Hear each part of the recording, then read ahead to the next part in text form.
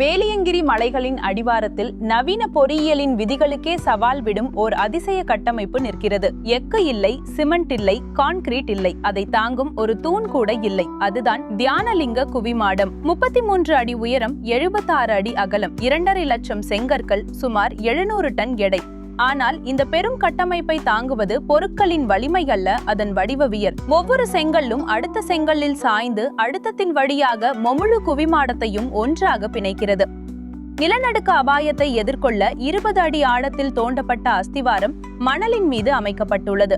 அதிர்வுகளை எதிர்ப்பதற்கு பதிலாக அவற்றை உள்வாங்கும் வகையில் அது வடிவமைக்கப்பட்டது. வழக்கமான அரைவட்ட வடிவம் அல்ல, நீள்வட்டத்தின் ஒரு பகுதியாக உருவாக்கப்பட்ட இந்த குவிமாடம் எந்த ஆதரவு உத்திரமும் இல்லாமல் தனது வடிவத்தை தக்க வைக்கிறது.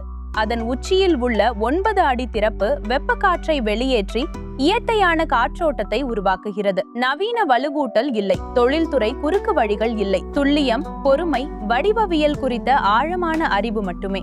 சில கட்டமைப்புகள் வலிமையான பொருட்களால் நிலைக்கின்றன. தியானலிங்கம் இயற்கையின் சக்திகளை எதிர்க்காமல் அவற்றோடு இணைந்து நிற்கும் சரியான வடிவமைப்பால் தலைமுறைகளை தாண்டி நிலைக்கிறது.